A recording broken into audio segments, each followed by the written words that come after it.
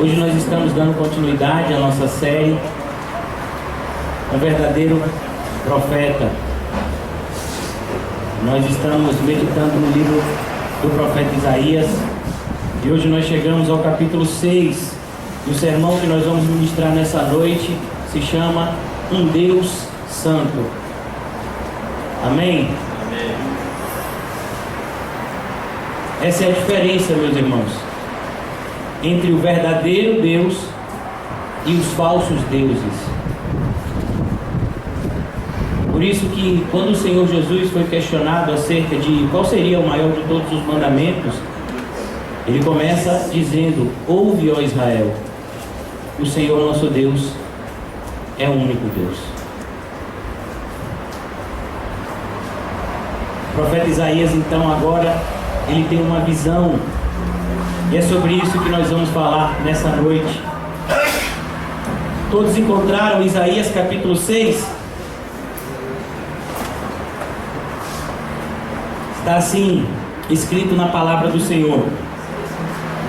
Isaías capítulo 6, a partir do versículo 1. No ano da morte do rei Uzias, eu vi o Senhor assentado sobre um alto e sublime trono, e as abas das suas vestes enchiam o templo.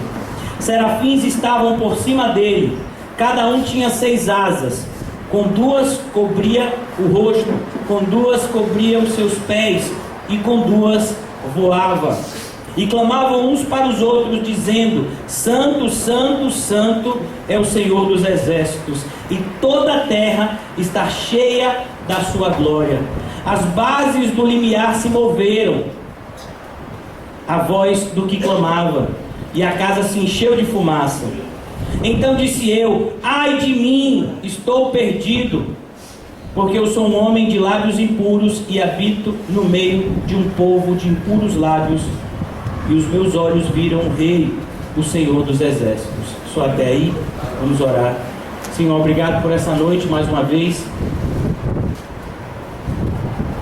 Nos colocamos diante de Ti, Senhor, reconhecendo a nossa total incapacidade, minha, de pregar a Tua palavra, e das pessoas que estão ouvindo, de entender a Tua palavra. Por isso, Senhor, te pedimos que nessa noite o Senhor nos vivifique e nos torne, Senhor, receptíveis à Tua mensagem. Torna ela compreensível aos nossos ouvidos e à nossa mente, Senhor. E nos ajuda, Senhor, a nos aproximar ainda mais de Ti através da Tua palavra, Senhor. Nos ensina a Tua vontade nessa noite. Em nome de Jesus, amém. Graças a Deus. Meus irmãos, esse capítulo 6 começa com uma afirmação, com um acontecimento. O ano da morte do rei Uzias. E quem foi o rei Uzias? O rei Uzias foi um dos maiores reis de Judá. O rei Uzias começou a reinar com 16 anos e reinou sobre Judá durante 52 anos. E ele fez muitas coisas que eram agradáveis a Deus. Mas em um determinado momento do seu reinado, ele se ensoberbeceu e ele entrou no santo lugar, o lugar onde somente os sacerdotes podiam entrar para apresentar os sacrifícios a Deus. E no momento que o rei Uzias desrespeitou a santidade de Deus, o Senhor o acometeu com uma lepra. Essa foi a enfermidade que veio a levá-lo à morte. Por isso, meus irmãos, essa afirmação de Isaías aqui é bastante significativa para a compreensão de toda a mensagem de hoje. Não somente o profeta Isaías, mas todo mundo de Judá estava como que sem esperança. Eles olhavam para o rei Uzias como um referencial, um homem de Deus, mas o rei Uzias falhou e teve uma morte trágica de lepra em virtude da sua desobediência.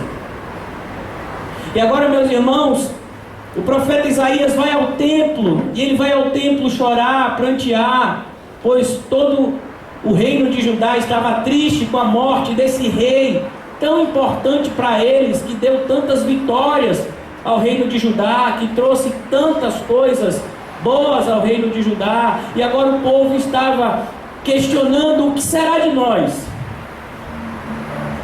Muitas vezes acontece isso com a gente. Nós olhamos para o mensageiro mais do que olhamos para o dono da mensagem. Nós esperamos da criatura mais do que esperamos do Criador.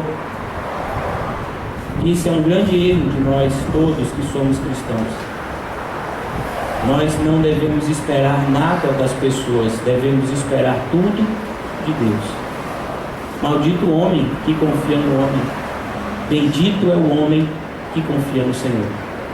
Por isso, meus irmãos, o profeta Isaías está próximo a descobrir em quem ele deveria confiar de fato.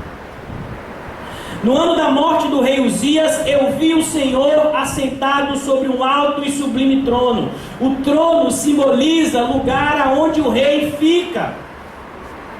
E o que Deus está querendo mostrar ao profeta Isaías é: Isaías, o rei de fato não é quem está reinando aí na terra. O rei de verdade é o soberano que reina sobre tudo no céu. É por isso que o Senhor Jesus nos diz em Mateus 28: eis que todo poder me foi entregue no céu e na terra. Esse é o verdadeiro rei que no Salmo 110 Davi pôde contemplar. Abram no Salmo 110 comigo, aquele que puder, rapidamente.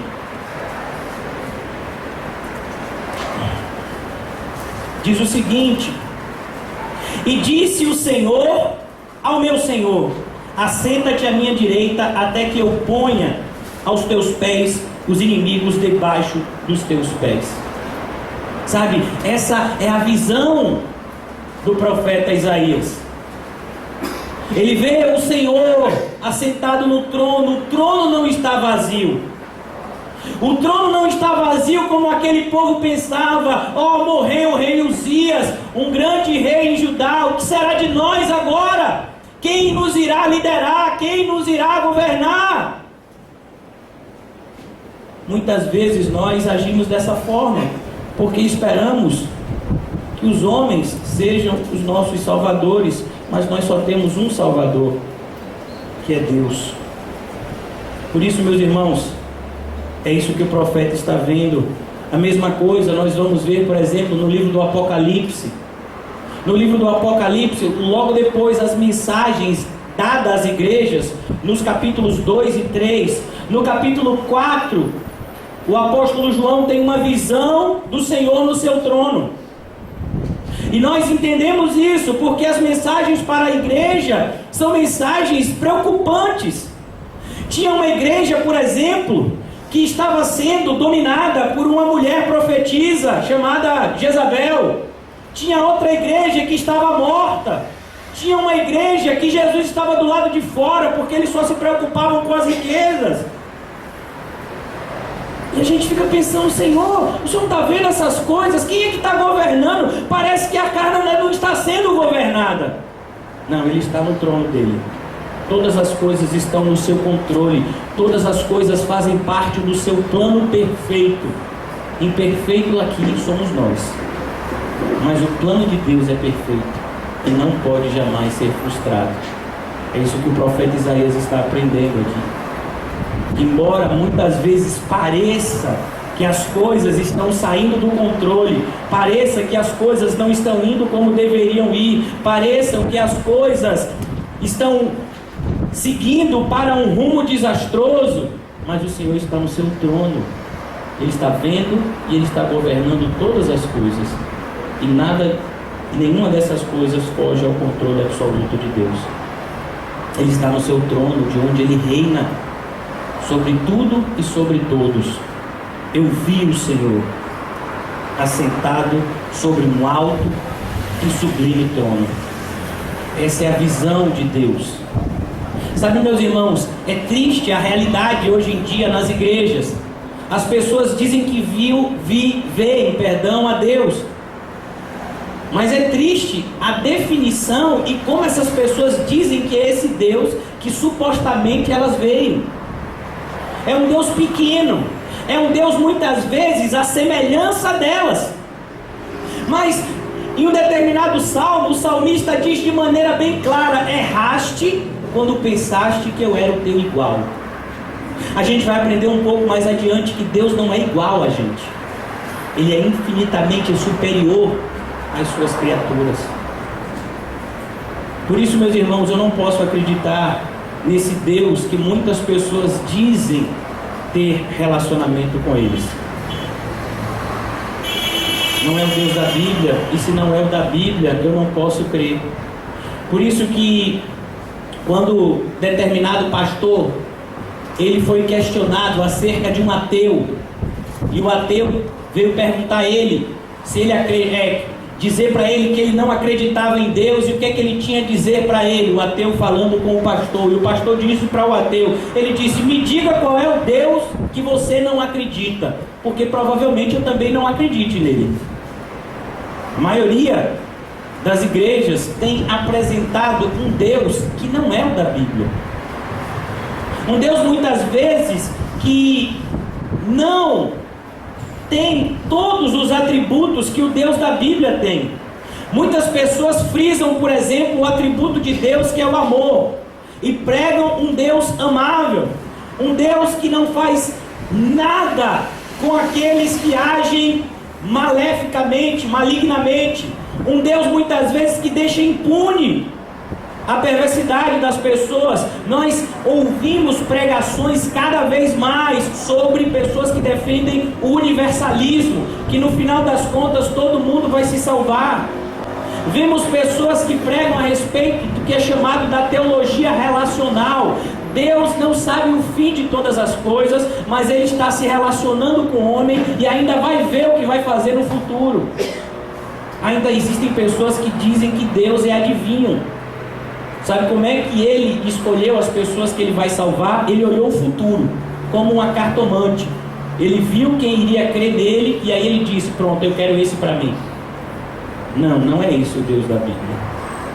O Deus da Bíblia, Ele está assentado em um alto e sublime trono. E o que é que simboliza isso? Simboliza o controle absoluto de um Deus que está sobre tudo e sobre todos. Essa é a ideia, não somente de Deus Pai, mas também de Deus Filho. Quando os discípulos, eles estão dentro do barco com Jesus e vem uma grande tempestade, eles acordam Jesus. Jesus então olha para o mar e olha para o céu e manda que eles se acalmem. E a resposta dos discípulos é: quem é este que até o mar e o vento lhe obedecem? Quem é este? Meus irmãos, a expressão no original grego significa: de que planeta é essa pessoa? De onde foi que ele veio? É isso que significa a expressão: de quem é este? É uma pessoa totalmente diferente de todas as pessoas que a gente já viu. É isso que ele está mostrando acerca de Deus. Deus não é como nós. Por isso que nós nunca chegaremos a entender e a conhecer quem é Deus pela nossa sabedoria natural. É isso que nos mostra o livro de Romanos, que no próprio conhecimento do homem, o homem não chega a saber quem é Deus. O máximo que a criatura chega é saber que existe um Deus. Toda a criação sabe que existe um Deus, mas eles não sabem que Deus é esse. Eles não conhecem esse Deus. Como o livro de Isaías começa: o boi conhece, o jumento conhece, o meu povo não conhece. Por isso ele diz: você precisa entender quem é que está no controle. Você precisa entender quem é esse Deus que nos apresenta a palavra. Você precisa entender quem é o Deus que de fato está governando a sua vida. E ele agora vai falar sobre as abas das suas vestes. Ele está falando sobre a parte de baixo das vestes. E meus irmãos, a vestimenta nessa época principalmente simbolizava a autoridade e o poder do rei. Quanto mais poderoso, quanto mais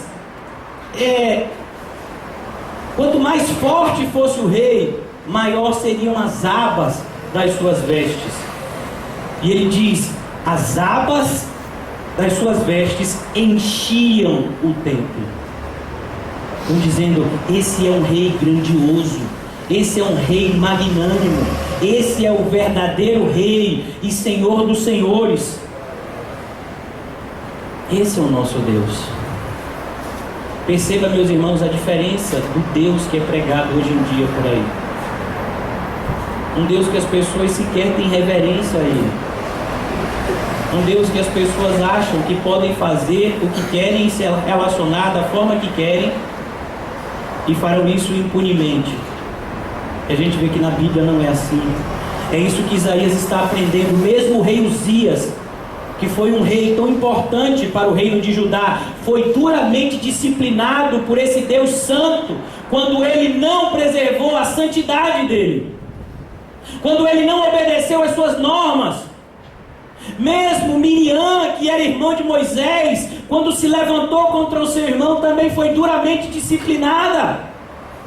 É isso que o nosso Deus santo faz. Mesmo o servo de Deus chamado Moisés, que contemplou algo que nenhum homem contemplou, ele foi disciplinado pelo Senhor quando desobedeceu. E o Senhor disse: Moisés, você não entrará na terra prometida. Por quê, Senhor? Só porque ele deu uma cajadada em uma pedra. Você já imaginou? O Senhor disse: Moisés, fale com a rocha, e da rocha jorrará água. Só que Moisés estava tão chateado com o povo estava azucrinando a cabeça de Moisés, que Moisés falou com a rocha uma vez, a água não saiu. Moisés deu uma cajadada na rocha, a água saiu, mas Deus o disciplinou e disse: se lembra, Moisés, eu disse o que para você? Que era para você falar com a rocha, não foi? E por que você bateu nela? Por conta da sua desobediência, você não entrará na terra prometida. Esse é o Deus santo, que corrige os seus filhos e que destrói os seus inimigos. Esse é o Deus da Bíblia. Ele está no seu alto e sublime trono. Nós aprendemos, meus irmãos, no Evangelho de Lucas, capítulo 12, se eu não me engano, quando o Senhor Jesus ensina uma parábola, e ele diz: qual é o rei que tem 10.000 soldados, que sabendo que está vindo contra ele um rei que tem 20.000 soldados, não manda logo mensageiros para que faça um tratado de paz com esse rei, mais poderoso e mais forte que ele? É isso que a gente precisa entender acerca do nosso rei. Não é ele que tem que mudar, somos nós que precisamos ser transformados. Por isso, meus irmãos, o profeta está aprendendo. Como todo homem de Deus, ele está aprendendo e crescendo na graça e no conhecimento do Senhor. Agora se apresenta uma outra classe de seres que também foram criados por Deus. São os serafins. Meus irmãos, a palavra serafins significa literalmente em chamas. Seres que estão queimados em brasa viva. E são esses seres que estão diante do trono de Deus e acima dele, como se estivessem voando ao redor do trono do Senhor. E o que eles estão fazendo? Eles estão adorando. Cada um tinha 6 asas, com 2 cobriam o rosto. O que simboliza isso? Simboliza, meus irmãos, a santidade desse Deus. Um Deus que nós não podemos olhar diretamente para Ele, senão seremos destruídos. Moisés disse: Senhor, eu quero ver a tua glória. E Deus disse: Moisés, você não sabe o que está me pedindo, Moisés. O máximo que eu posso fazer com você é que você veja as minhas costas. Mesmo os serafins estão mostrando para a gente que eles não podem olhar face a face para Deus. Nós vamos ver que com 2 asas eles cobrem os pés, e isso simboliza humildade, reconhecimento de quem somos e de quem Deus é. Eles cobrem os seus pés como que afirmando: Senhor, nós não somos dignos de estar na tua presença.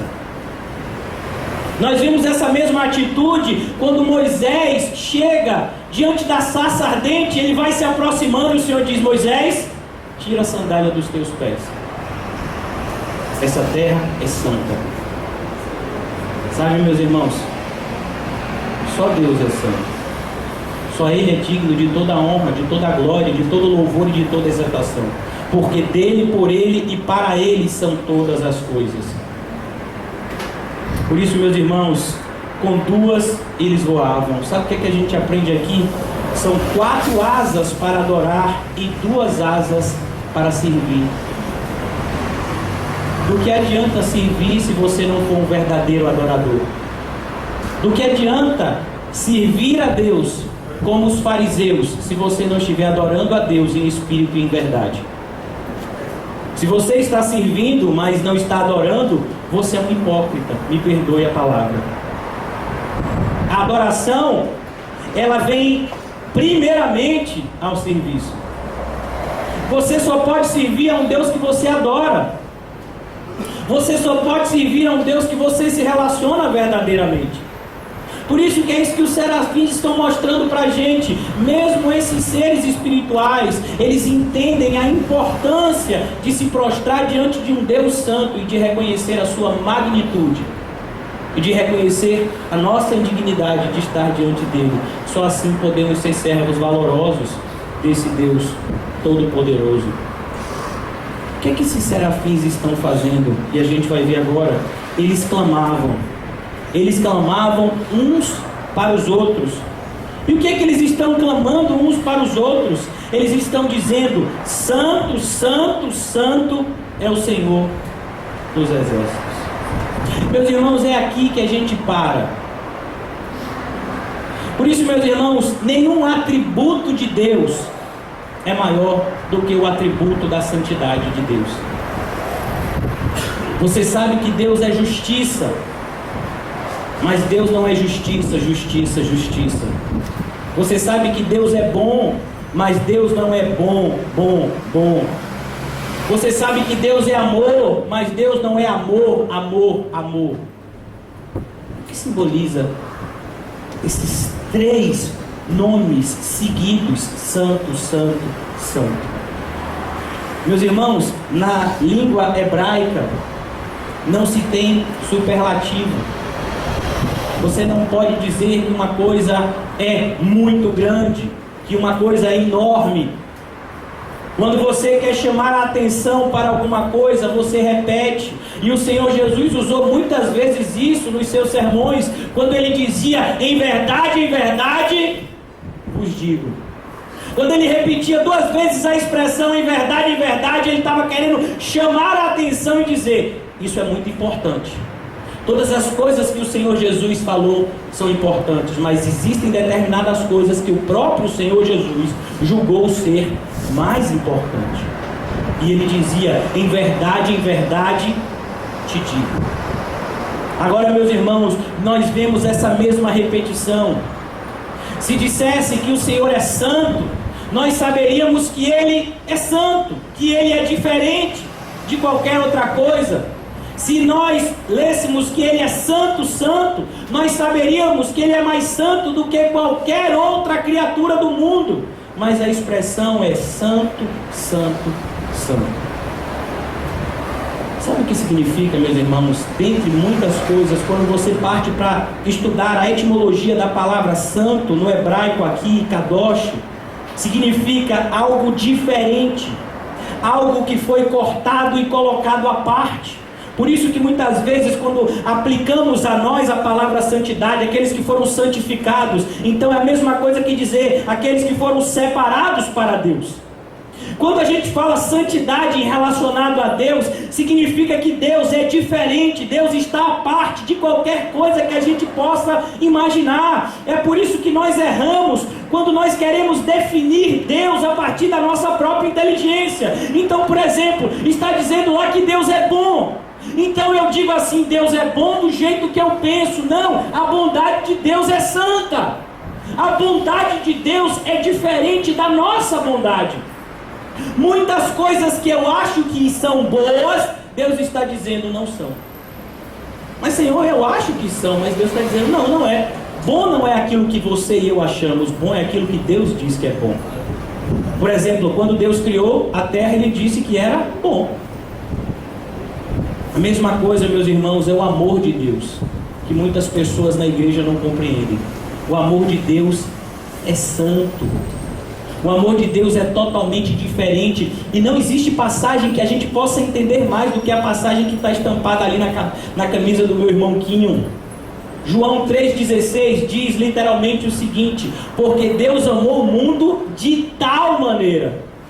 Sabe, essa expressão de tal maneira é a mesma expressão que eu falei para vocês, que aparece lá quando eles dizem quem é este relacionado a Jesus. De tal maneira, e quem é este? É a mesma palavrinha no grego. Significa, é um amor de outro planeta, é um amor desconhecido. Deus nos amou com um amor que a gente não conhece, de uma forma que a gente não conhece. O amor de Deus é santo. A justiça de Deus é santa. A justiça de Deus não é igual à justiça dos homens. Por isso, meus irmãos, que entender a santidade de Deus vai fazer toda a diferença para a sua compreensão das Sagradas Escrituras. Primeira coisa que você precisa entender quando você se aproxima desse Deus é que Ele é diferente de qualquer coisa que se passe na sua cabeça. Por isso que é tão difícil entender determinadas coisas de Deus. A gente lê a Bíblia e tem passagens que a gente fala assim: eu não entendo porque o Senhor está fazendo isso. A gente vê, por exemplo, no caso de Saul. Saul foi rei de Israel, e só porque Saul não quis matar um rei dos amalequitas, se eu não me engano, Deus chegou e disse: não, Saul, não quero mais, vou tirar o meu espírito, não vou ajudar mais você, não quero mais que você seja o rei de Israel, vou ungir um outro rei. Agora Davi adultera, mata, e Deus ainda fica com Davi, rapaz. A gente olha para determinados reis que fizeram coisas ruins, mas nenhum rei foi tão perverso como Manassés. Mas o Senhor fez o que com Manassés? Salvou ele. Sabe? A gente olha: Senhor, por que o Senhor está fazendo isso? Senhor, por que o Senhor amou a Jacó e odiou Esaú se eles ainda estavam no ventre? Por que, Senhor, o Senhor escolhe uns e não escolhe outros? Por que, Senhor, as coisas são dessa forma? Meus irmãos, Ele é santo. Ele faz o que Ele quer, da forma que Ele quer, quando Ele quer, do jeito que Ele quer. É isso que é ser Deus. Por isso, meus irmãos, que na maioria das igrejas a gente vai encontrar um Deus lógico, um Deus que é muito mais parecido com o homem do que com o Deus da Bíblia.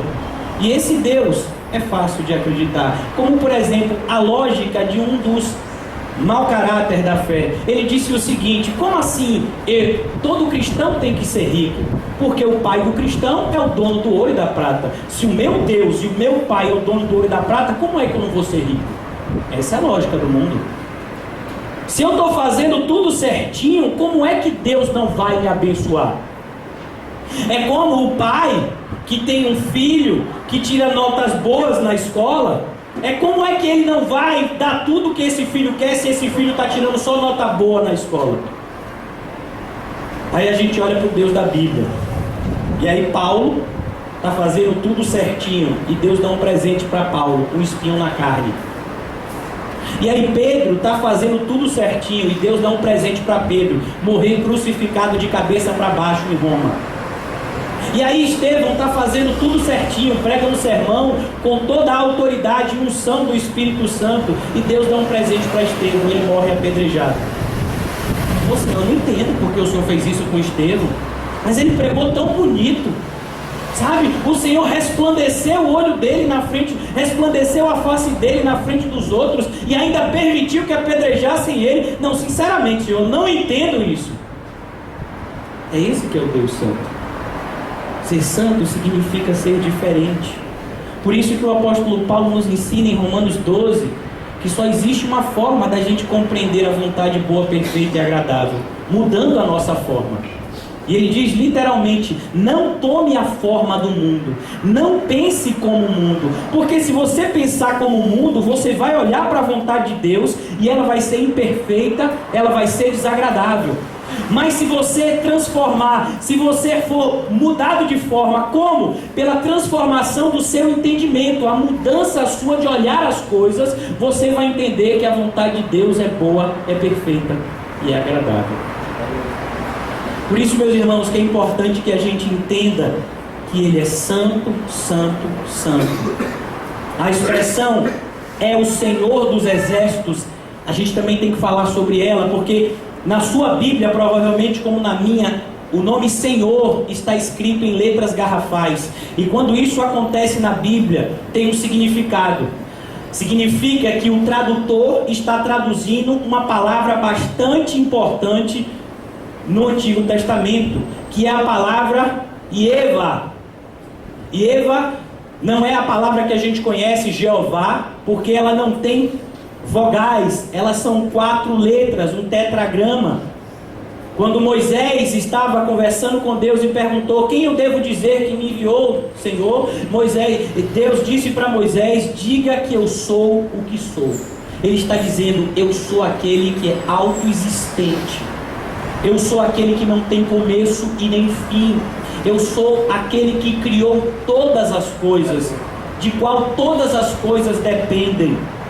Por isso que ele diz que Yehova dos exércitos, ele está dizendo o eu sou dos exércitos, aquele que está sobre todas as coisas. Toda a terra está cheia da sua glória. Sabe, meus irmãos, aonde Deus está, Ele traz a sua glória. Deus e a sua glória são sinônimos. Deus, se dar glória a Deus, nada tem a ver com, muitas vezes eu já fui em cultos onde as pessoas diziam assim: dê glória, dê glória, dê glória, dê glória, dê glória, dê glória, dê glória. Dar glória a Deus não significa gritar glória a Deus, glória a Deus. Dar glória a Deus significa reconhecer a sua grandeza, reconhecer que só Ele é digno de honra. Por isso, meus irmãos, toda a terra está cheia da sua glória.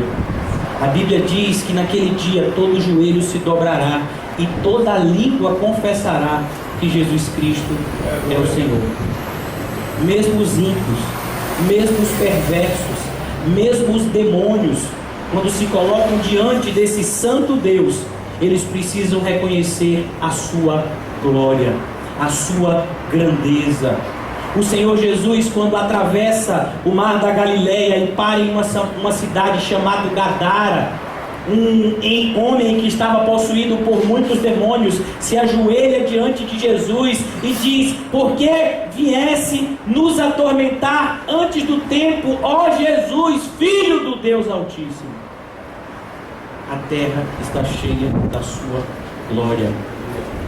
Muitas vezes nós olhamos ao nosso redor e parece que é Satanás que está vencendo. Só parece. Porque é Deus que está executando o seu plano de salvação. Através do seu plano perfeito, todos os eleitos serão salvos e todos não eleitos serão condenados.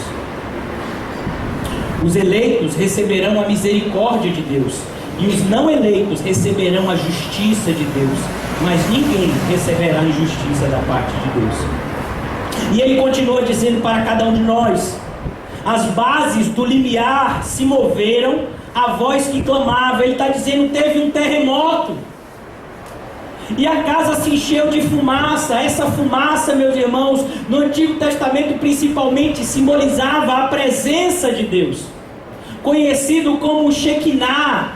Era uma espécie de nuvem que quando o Senhor ia falar com Moisés, aquela nuvem descia e simbolizava que Deus estava naquele lugar. E aqui é a mesma coisa. O profeta está reconhecendo a presença de Deus naquele lugar, naquele momento, de uma forma diferente.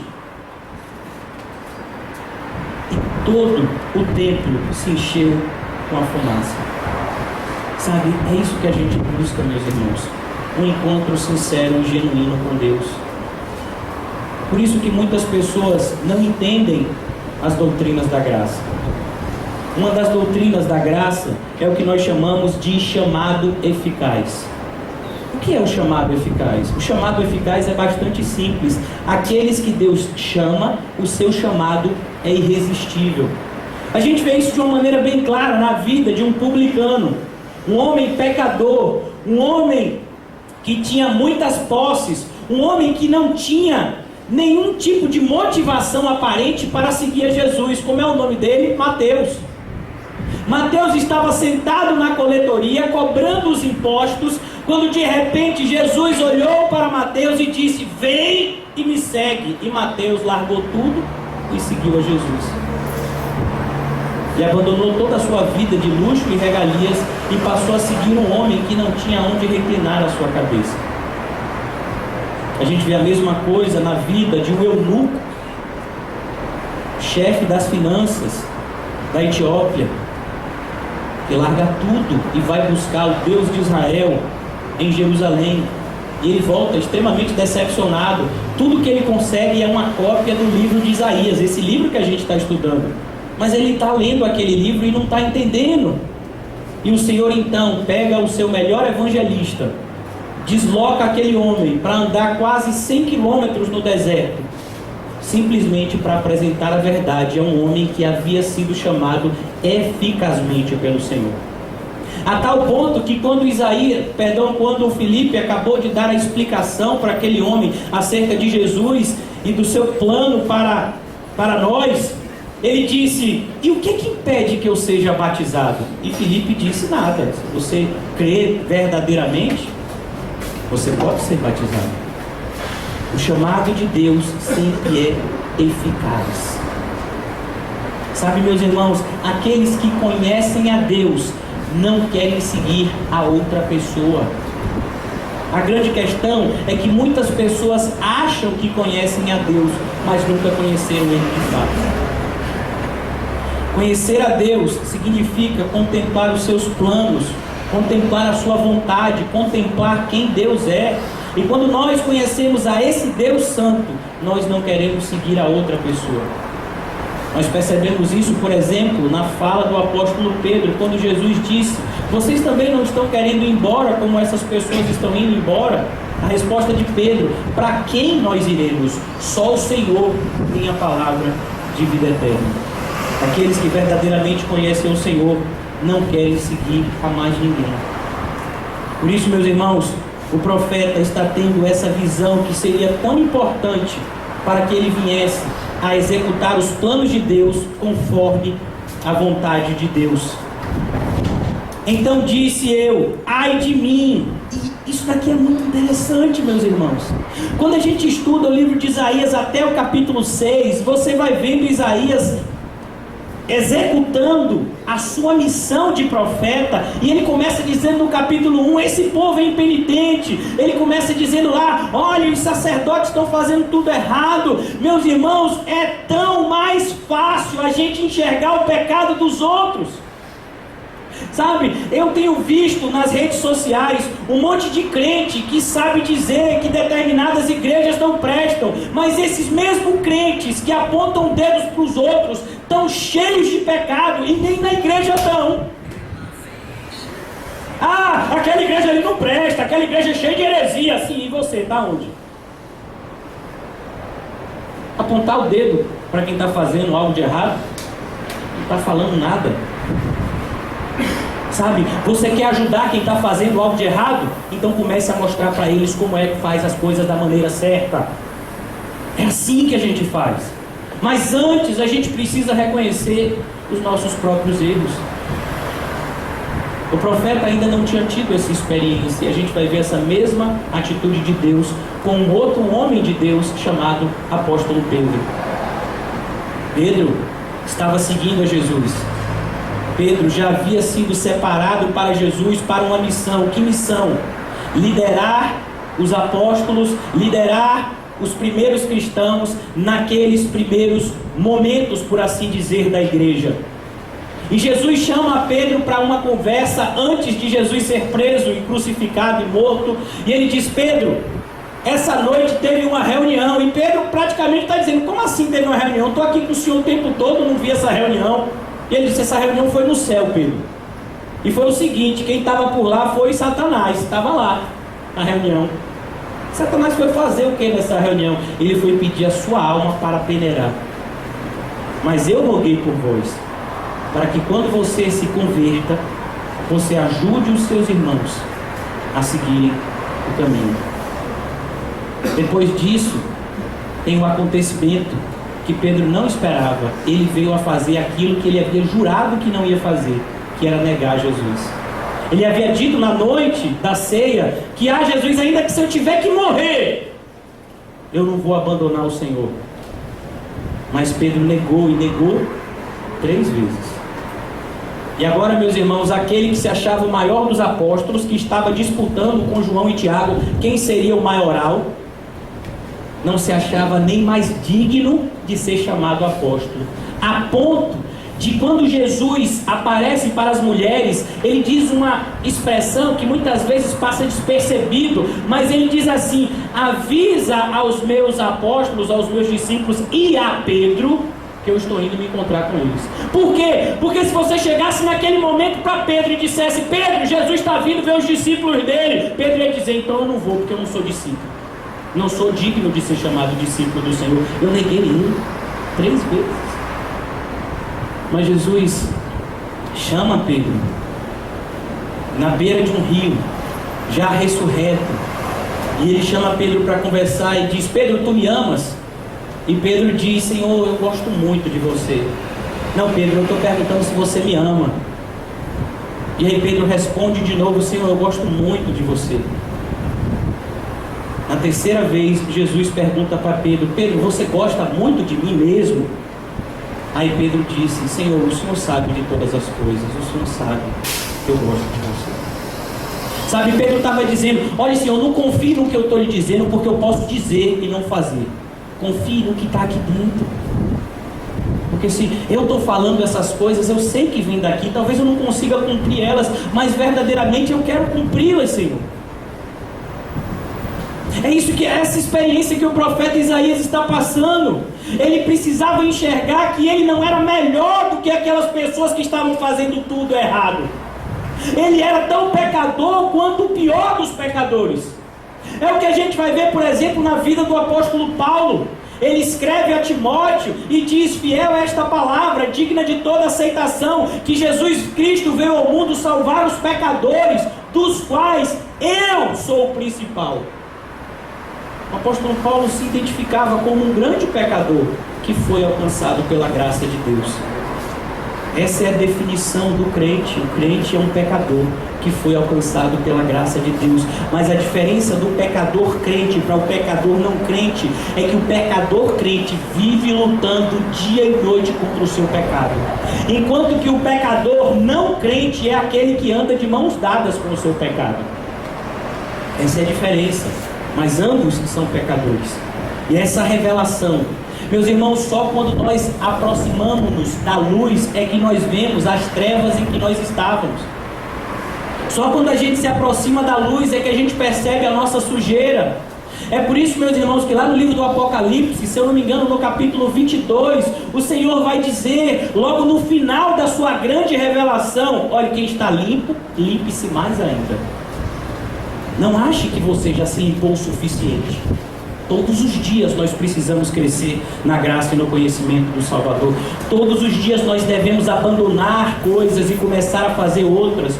Todos os dias nós devemos nos tornar ainda mais parecidos com o nosso Salvador, pois esse é o propósito da nossa recriação, sermos feitos à imagem e semelhança de Cristo. Por isso que ele diz: então eu disse, ai de mim, eu estou perdido. Meus irmãos, essa expressão ai é uma expressão que você vai ver o Senhor Jesus falando contra os fariseus. Ai de vocês, escribas e fariseus hipócritas. Essa expressão ai, principalmente no hebraico, ela significa: vocês estão amaldiçoados. Isaías está dizendo: eu estou amaldiçoado, ai de mim, eu estou perdido. Por que Isaías fez isso? Por que ele diz isso? Ele diz: porque eu sou um homem de lábios impuros. Mas a gente olha para o livro de Isaías e a gente vê, mas ele está falando tudo certinho. Ele não está dizendo os oráculos de Deus. Como assim ele está dizendo que ele tem lábios impuros? Se lembre do que Jesus falou. Sabe o que é que torna um homem puro? Aquilo que sai do coração. Não é o que entra pela boca que torna alguém puro, mas é o que sai dela, porque o que sai da boca vem do coração. Quando o profeta Isaías está dizendo, eu sou um homem de lábios impuros, ele está dizendo, eu sou um homem que tem um coração impuro. E quando é que a gente enxerga a impureza que tem em nós? Quando a gente enxerga a santidade de Deus. Por isso que conhecer a santidade de Deus é tão importante. Muitas pessoas se acham boas na igreja, por quê? Porque nunca contemplaram a santidade de Deus. Nunca contemplaram quem é Deus Pai, quem é Deus Filho, quem é Deus Espírito Santo. Essas pessoas se acham boas porque, de acordo com os padrões morais da sociedade, elas não são tão ruins.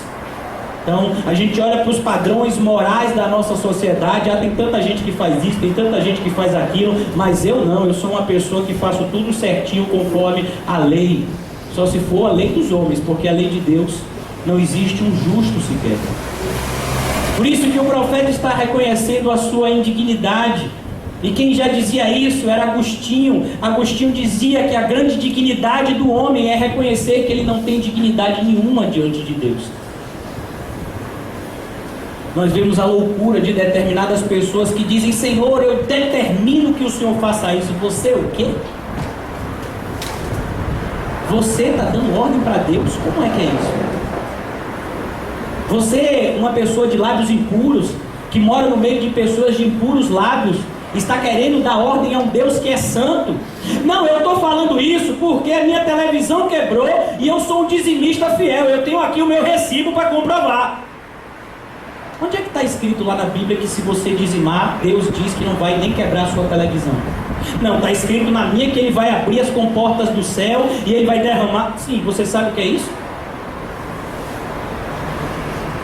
Sabe? Essa ideia da gente. Não, meus irmãos, quando a gente está diante de um Deus, a gente tem que se posicionar sempre como um publicano que subiu ao templo para orar. Senhor, tem misericórdia de mim que sou pecador. Essa é a única forma da gente ser justificado diante de Deus. Ninguém é justificado pelas obras da lei. Todos os que são justificados pela fé. Fé em que? Fé que o nosso Deus é misericordioso. E que se nós confessarmos e deixarmos o nosso pecado, Ele nos dará da sua misericórdia. Por isso, meus irmãos, reconhecer a indignidade da gente diante de Deus é tão importante. A gente fica triste muitas vezes quando a gente ouve determinadas pessoas orarem, porque as pessoas oram como um publicano, de si para si mesmo. Mas quando a gente olha para esse Deus santo, tudo que a gente diz é, Senhor, como é que hoje, 8h45 da noite, eu ainda estou vivo? Por que o Senhor não me exterminou, Senhor? Eu pensei tantas coisas que eu não devia pensar. Eu fiz coisas que eu não devia fazer. Eu falei coisas que eu não devia falar. Senhor, por que eu estou vivo ainda? Essa é a ideia. E quem está falando é um profeta de Deus. Ele se apresentou, ele viu a santidade de Deus. Quando ele olhou para ele, ele disse, ai de mim. Por isso que é triste a realidade da igreja. Tantas pessoas se autodeclaram santas, autodeclaram ungidas, autodeclaram especiais. Essas pessoas sequer contemplaram ao Deus da palavra e a palavra de Deus. Eu sou um homem de lábios impuros, Senhor. Eu habito no meio de um povo que tem lábios impuros. E os meus olhos viram o Rei, o Senhor dos Exércitos. Ele diz, Senhor, eu vi o Senhor. Eu sou um pecador. E o que acontece quando um pecador vê o Senhor? Ele é morto. Meus irmãos, isso era tão sério que até um animal, se ele se aproximasse do Monte Santo, quando Moisés estivesse lá falando com Deus, ele era morto. Sabe? Quando o sumo sacerdote entrava no santíssimo lugar para apresentar os sacrifícios, Se ele tivesse feito qualquer um dos rituais de maneira errada, ele era exterminado. Nós vemos isso quando se conta a história do momento em que a Arca da Aliança é trazida de volta a Jerusalém, e um sacerdote, um levita de nome Uzá, ele vê que a Arca da Aliança está caindo, e ele segura na Arca da Aliança, ele toca na Arca da Aliança para que ela não caia no chão, e o Senhor mata ele instantaneamente. A gente vê o que aconteceu com os 2 filhos de Arão. Pense nos camarada costa quente. Já pensou? Quem é meu? Você sabe quem é meu tio, rapaz? Meu tio é Moisés, o libertador. Você sabe quem é meu pai? Meu pai é o sumo sacerdote Arão. Pense em 2 meninos costa quente. Pois é, foi tão quente que Deus matou eles, consumiu eles pelo fogo. Eles viram Moisés e Arão clamando ao Senhor, e Deus derramando um fogo santo no seu templo, e eles disseram: a gente também vai fazer. E eles fizeram e trouxeram um fogo estranho ao templo do Senhor, e o Senhor matou os 2 instantaneamente. Esse é o Deus da Bíblia, é um Deus santo. Por isso que todo homem que contempla essa santidade de Deus, ele reconhece a sua pecaminosidade. Mesmo o apóstolo Paulo dizia: miserável homem que sou, quem me livrará do laço dessa morte? E ele responde: graças a Deus que enviou a Jesus Cristo. Só em Cristo, meus irmãos, nós somos reconciliados com Deus. Não ache que nenhum cristão, ou que eu e você podemos estar diante de Deus se Cristo não estiver do nosso lado. Sabe por que a gente tem confiança de se apresentar diante do trono de Deus, como está lá escrito no livro de Hebreus? Porque a gente reconhece que Cristo está com a gente. Eu só me apresento diante desse Deus santo porque eu acredito que o Deus Filho está do meu lado me santificando. Ele me santificou pelo seu próprio sangue. Por isso que eu tenho ousadia de me apresentar diante do santo Deus e saber que não serei consumido por ele. Faço isso pela fé. Mas não acredite que nenhum homem sozinho, por melhor que seja a sua obra, pode se aproximar de um Deus santo, porque somos pecadores. Somos todos amaldiçoados. Nascemos afastados de Deus. Nascemos mortos espiritualmente em nossos delitos e pecados, como está escrito em Efésios capítulo 2. Por isso, meus irmãos, o que vai acontecer agora?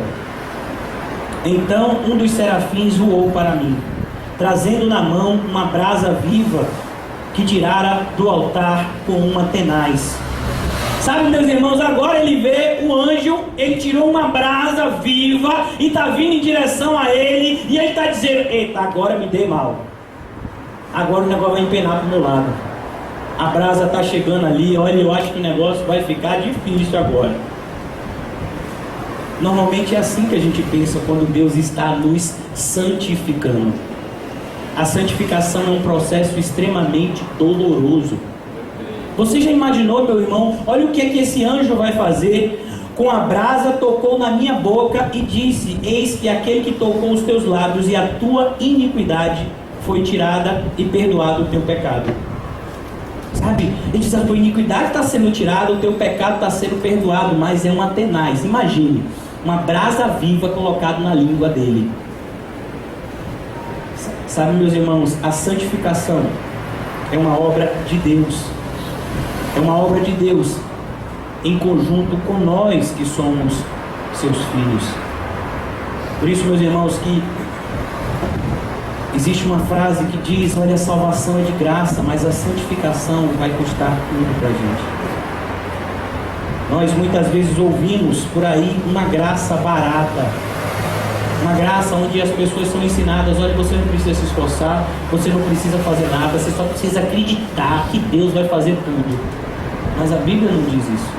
O próprio Senhor Jesus, quando ele se apresenta aos seus discípulos, ele diz: olha, eu quero que vocês venham após mim, eu quero que vocês caminhem, eu quero que vocês se esforcem, eu quero que vocês renunciem, eu quero que vocês carreguem a sua cruz, eu quero que vocês saibam que todos vocês vão morrer por amor a mim. É isso que ele diz aos seus discípulos.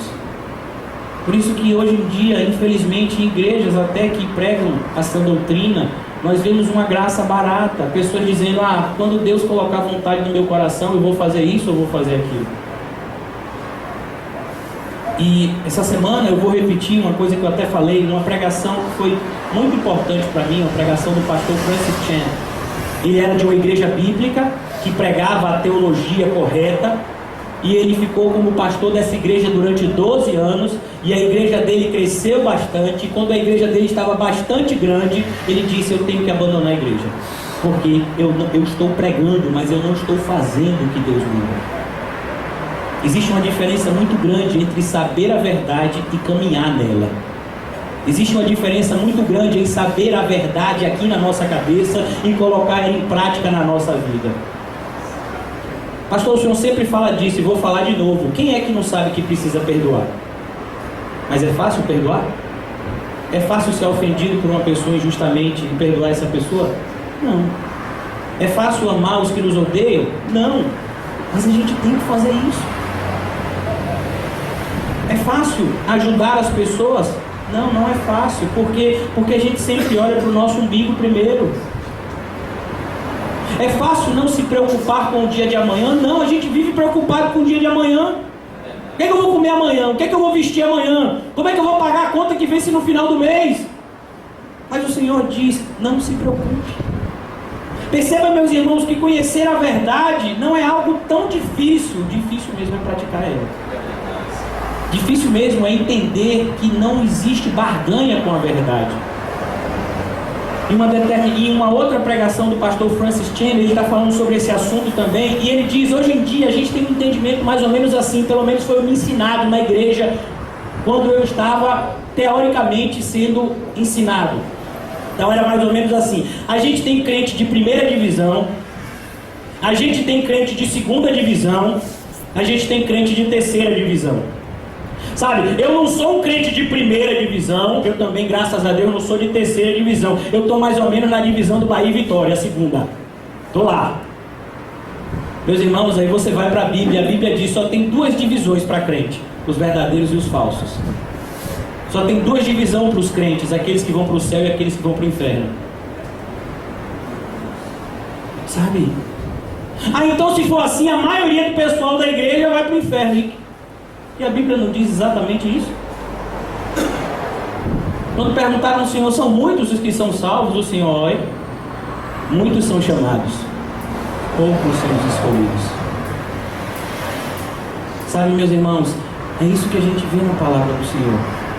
Sim, o Senhor nos purifica através da sua palavra. Sim, o sangue de Jesus nos lava de todo o nosso pecado.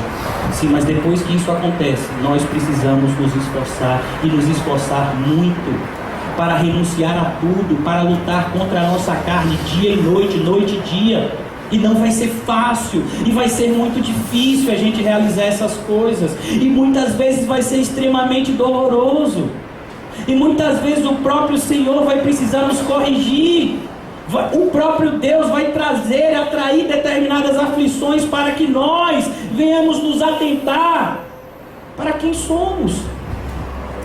Quem é você? Quem sou eu? Nós somos filhos do Deus Altíssimo. Nós somos uma nova criatura. Nós podemos fazer as coisas que ninguém pode fazer.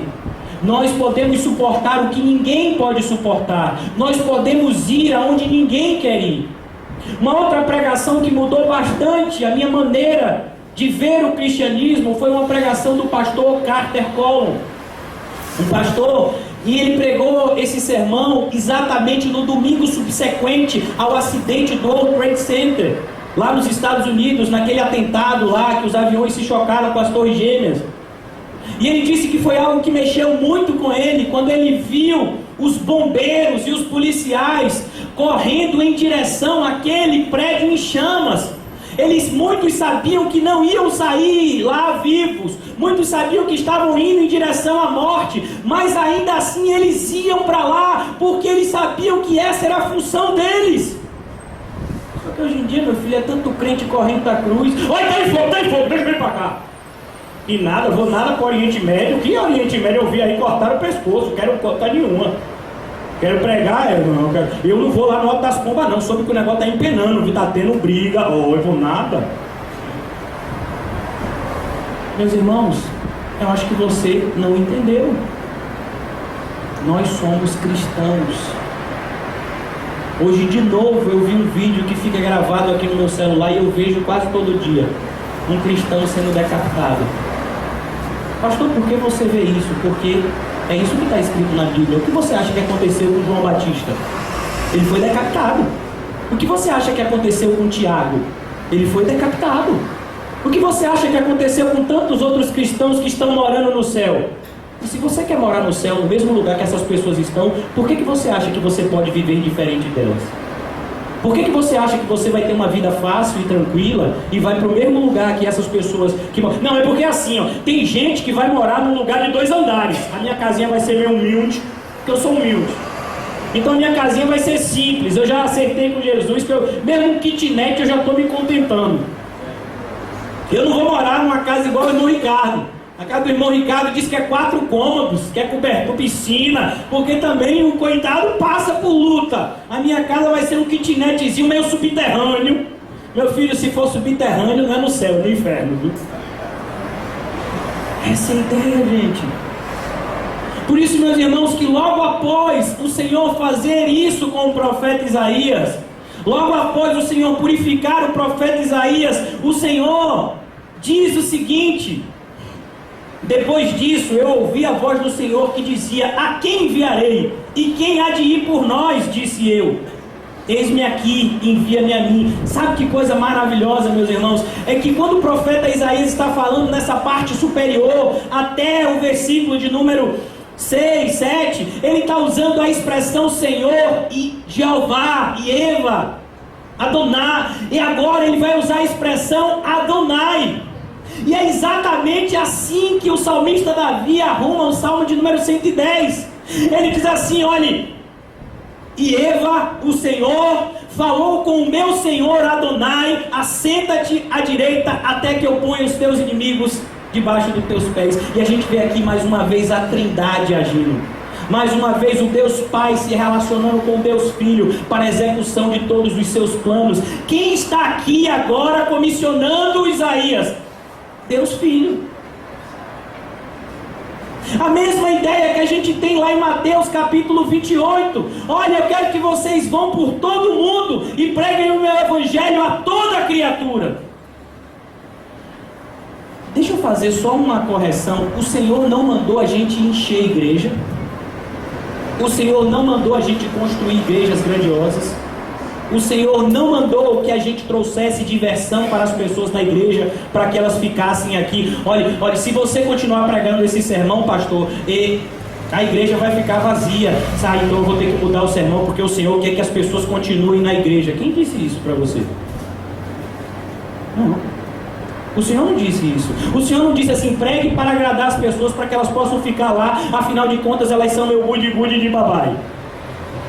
Ele disse não. Ele disse: pregue o evangelho. Mas Senhor, e se as pessoas saíram do nosso meio porque não eram dos nossos?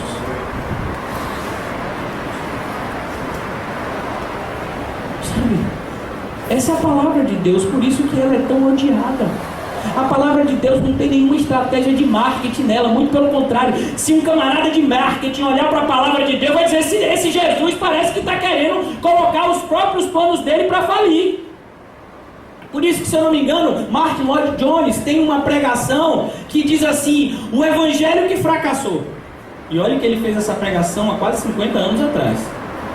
Por quê? Porque já há 50 anos atrás as pessoas não queriam mais ouvir a verdade. Se você trouxesse a verdade para elas, eles iam dizer: ah, quem é que pode ouvir isso? E aí abria uma igreja da prosperidade, da cura, da libertação, do tchá-tchá-tchá, sabe, do remédio mágico, e as pessoas: então eu vou para cá. Abria uma igreja da libertinagem, uma igreja que não fala de pecado, uma igreja que não fala de santidade, uma igreja, a maioria das igrejas tem uma palavra que é proibido pregar, sabe qual é? Inferno. Fale não. Porque se você falar de inferno aqui, vai assustar o povo. O povo vai ficar sem dormir hoje, rapaz. E a gente não pode fazer isso. Coitadinho, esse pessoal chegou tão cansado do trabalho e você fica dizendo inferno, inferno. Pegou assustar eles não vão dormir bem, não vão ganhar dinheiro, não vão trazer dinheiro pra gente. Olha só a vida. Sabe? Por isso que ele está perguntando: quem enviarei? Por quê? Porque ninguém quer ir. Sabe por que tem um monte de gente que hoje em dia quer virar pastor? quer virar missionário. Eles não estão objetivando pregar a palavra de Deus, eles estão objetivando serem sustentados pela palavra de Deus. Sabe, recentemente o irmão Juninho Lutero recebeu uma proposta. Ele ganhou um terno de presente, né? E quando ele estava saindo de casa de terno, seu pai disse: olha, assim desse jeito eu conheço uma igreja que paga 15 mil reais, ainda dá plano de saúde, viu? Casa, moradia. Porque hoje em dia tem tanta gente com violão querendo ser cantor gospel, porque ele quer cantar no Plano Bahia. Ele quer vender DVD e CD gospel. Por que tem tanta gente querendo ser pregador da palavra? Porque ele quer pregar nos Gideões missionários, e de lá a carreira dele vai decolar, a agenda dele. Uma vez a pessoa disse assim: pastor, como é que está a sua agenda? Minha agenda começa assim: Deus, Deus, Deus, Deus, Deus, Deus. E aí no outro dia Deus, Deus, Deus, Deus. Como é isso? Eu digo: só faço o que Deus manda. Pastor, não tem agenda, a gente não vai aonde quer, a gente vai aonde Deus manda. Sabe, é isso que a palavra de Deus ensina. Mas pastor, como é que o senhor faz para viver?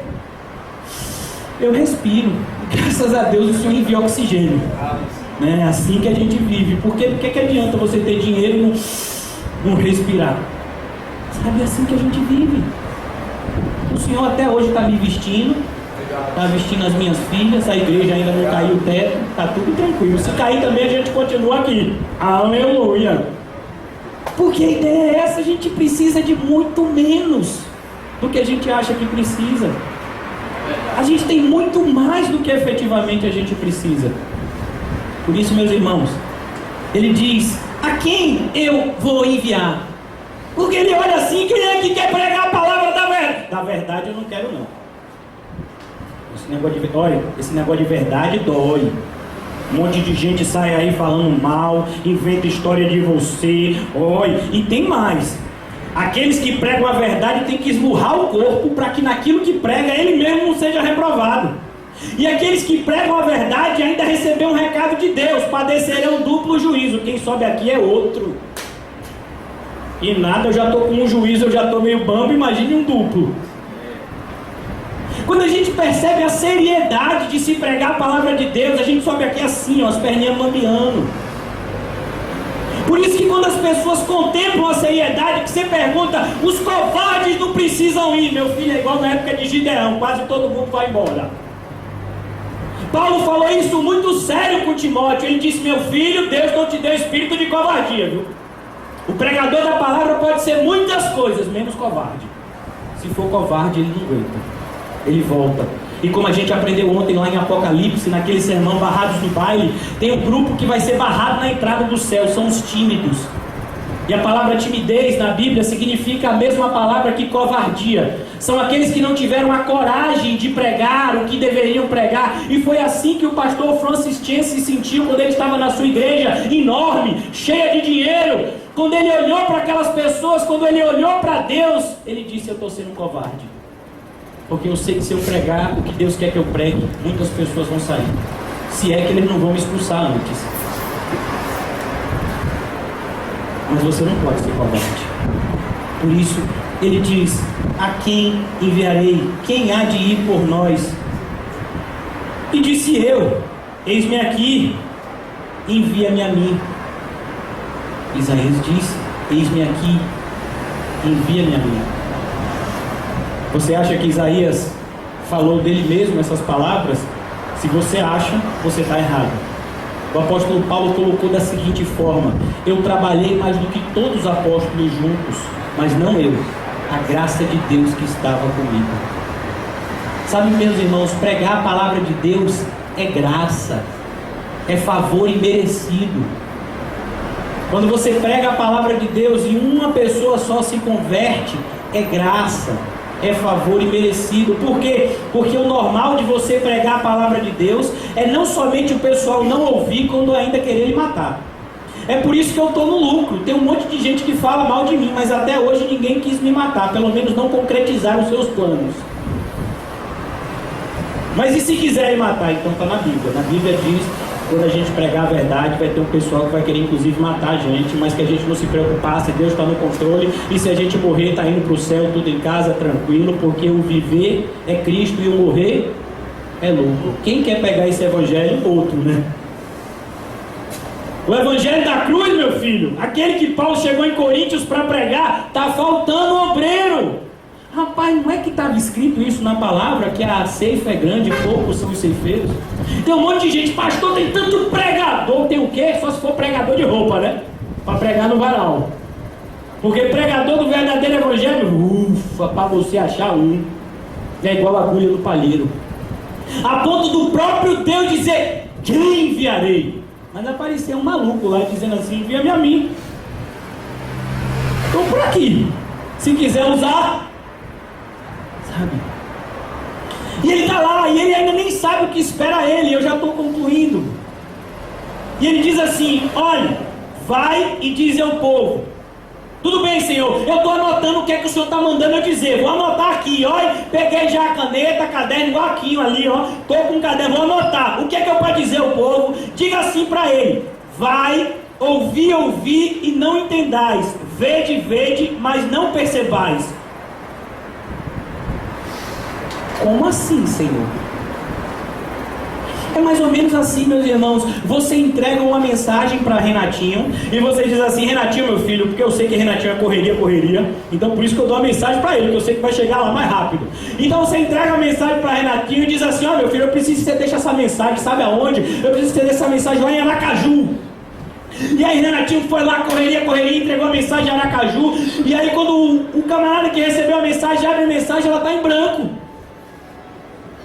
Rapaz, mas o pastor mandou fazer essa viagem toda para entregar uma mensagem em branco, que não tem nada. Por que eu fiz isso? O camarada não vai entender nada, está em branco, nem eu estou entendendo. Meus irmãos, quem foi que disse que Deus chamou você para dar certo? Ele disse para você fazer o que era certo. A gente vive um momento onde está todo mundo em busca de avivamento. Aviva a tua obra, Senhor! Sabe o que significa isso verdadeiramente? Está todo mundo atrás de encher a igreja, porque ninguém quer igreja vazia, bolso vazio. Quem gosta de bolso vazio é outro. Afinal de contas, saco vazio não fica em pé. Amém? Sabe, a ideia é justamente essa, meus irmãos. Por que todo mundo quer avivamento? Porque todo mundo quer igreja cheia. Mas o Senhor está dizendo, eu não quero igreja cheia, eu quero igreja fiel. Eu quero verdadeiros adoradores que me adorem em espírito e em verdade. Eu quero pessoas santas que se santifiquem todos os dias para mim. Eu quero pessoas que estejam disponíveis para mim. Hoje em dia, Deus chega e diz assim para a pessoa, meu filho, eu quero que você vá ali pregar. Ó, Deus, só semana que vem. Porque essa semana eu já estou fechado com o diabo. Essa semana minha agenda está toda para o diabo. Semana que vem eu sirvo ao Senhor. Tudo bem? A ideia é essa. O Senhor está atrás de verdadeiros adoradores que percebam a honra que é servir a esse Deus santo. Você já imaginou? Deus está lhe chamando para servir a Ele, só que você percebe que Ele não precisa de você. Então, quando um Deus que não precisa da gente escolhe usar a gente, não existe honra maior. Deus está querendo usar você, mas Ele não precisa de você. Então, por que Ele quer me usar? Porque Ele quer te dar alegria, porque Ele quer te dar amor, porque Ele quer te dar paz, porque Ele quer que você conheça benignidade, longanimidade, bondade. Ele quer que você tenha fé, Ele quer que você tenha domínio próprio, Ele quer que você seja manso, Ele quer que verdadeiramente, enquanto você levar a mensagem para outros, você mesmo seja transformado por aquela mensagem.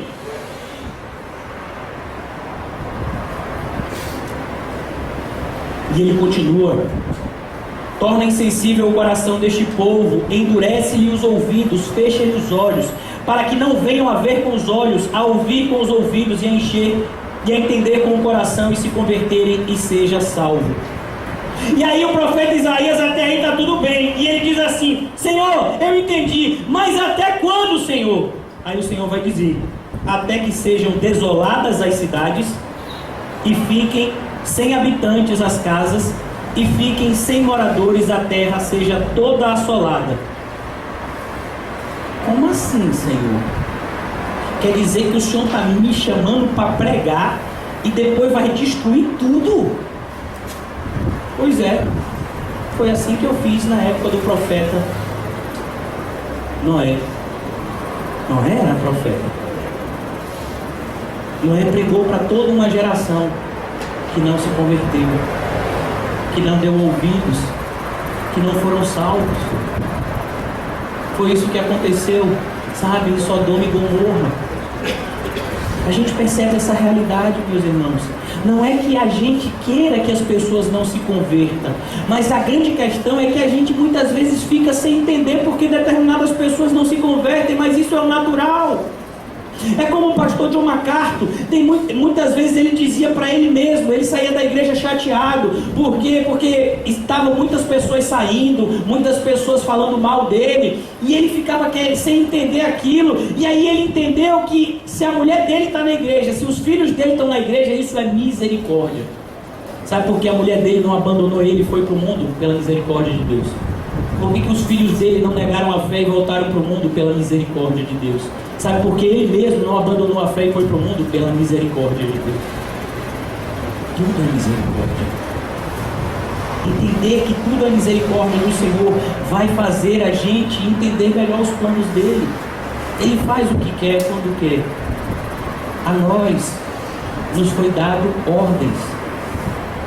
E são essas ordens que a gente precisa cumprir. O Senhor nos entregou uma mensagem e Ele não nos autorizou a mudar ela para tornar ela mais receptível para o povo. O Senhor não mandou que a gente transformasse a mensagem, porque não existe um evangelho para cada geração. O evangelho que deve ser pregado é o mesmo evangelho que foi pregado por Pedro, por Paulo, é o mesmo evangelho que foi pregado por todos os homens de Deus que vieram antes de nós. E nós não temos autorização de adulterá-lo e nem de tirar ou colocar nada, pois o livro do Apocalipse nos ensina que aqueles que se atreverem a fazer tais coisas serão amaldiçoados pelo Deus da palavra, porque a palavra de Deus é santa e não pode ser mudada. Por isso, meus irmãos, que nós todos venhamos a aprender com a experiência do profeta Isaías. Aprender não somente como nos relacionar com Deus, mas como nos relacionar com os outros. É isso que a gente aprende aqui. Nos relacionamos com Deus santo, mas também estamos nos relacionando com pessoas impuras. E quando nos relacionamos com pessoas impuras, precisamos tomar todo o cuidado para conservar a nossa própria santidade. Pois as más companhias pervertem os bons costumes. A Bíblia vai nos dizer que não devemos nos sentar na roda dos escarnecedores. A Bíblia vai nos dizer que comunhão existe entre Cristo e Belial, que comunhão existe entre luz e trevas. Por isso, meus irmãos, a nossa função é entregar a mensagem. Entregar a mensagem e perceber que o Senhor nos deu uma nova família. É essa nova família que são as pessoas que foram santificadas junto conosco e que irão habitar no céu junto conosco. É nessa família que nós devemos andar, essa família que nós temos que amar, essa família que nós temos que cuidar. Por isso, meus irmãos, que o Senhor nos ajude a pôr em prática tudo aquilo que a gente aprendeu hoje. Vamos orar.